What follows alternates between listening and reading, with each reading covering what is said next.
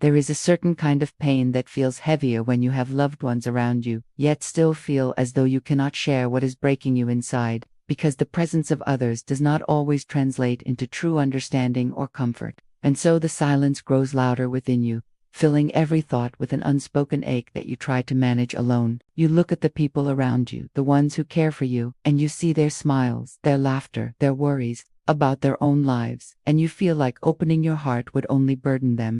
So you hold back, telling yourself that you will endure it quietly. At times you even start to wonder if they would really understand if you did speak, because sometimes pain is so personal, so tangled in your own history, your fears and your insecurities, that words feel too small to capture it, and you fear their reactions might not match the depth of what you are carrying. This creates a loneliness that is not about being physically alone, but about being emotionally unseen, like standing in a crowded room and feeling invisible, smiling and nodding while your inner world crumbles in silence. You may even test the waters sometimes, dropping hints or subtle clues in conversation. But when those around you don't notice, or when they respond in ways that feel shallow compared to the weight of your truth, you retreat deeper, convincing yourself it's safer to lock it away. And the tragedy is that the love they offer is real, but it does not always translate into the kind of listening or empathy that would make you feel safe enough to unravel.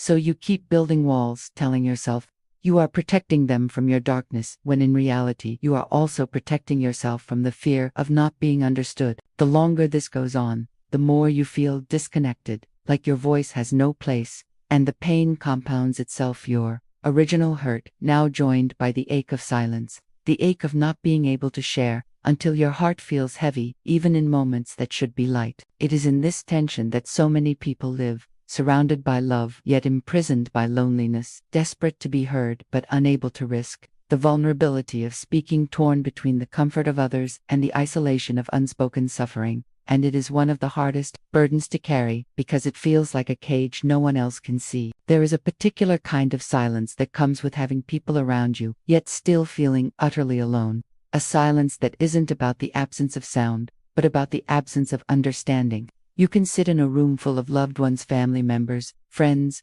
even a partner, and still feel like you are on an isolated island, your pain locked inside you where no one can reach. It is not that they don't care, because in many ways they do.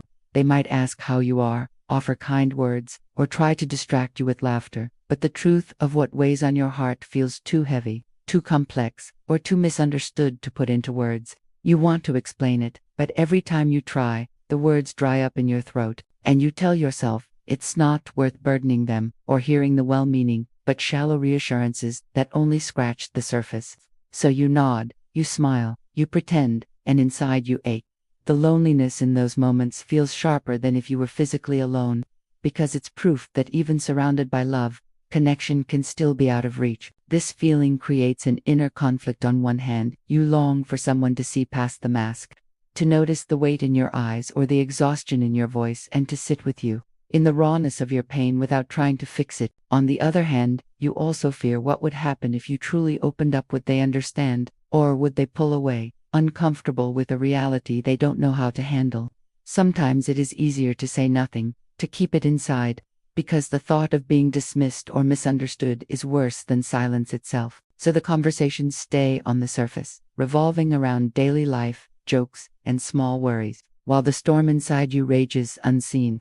Over time, this quiet suffering can make you feel disconnected, not only from others but from yourself, as though you are living two parallel lives, the one everyone sees, which seems stable, and the one you endure privately, which is filled with unspoken battles. The hardest part is that this hidden struggle builds walls between you and those who love you, not because you want distance, but because vulnerability feels unsafe.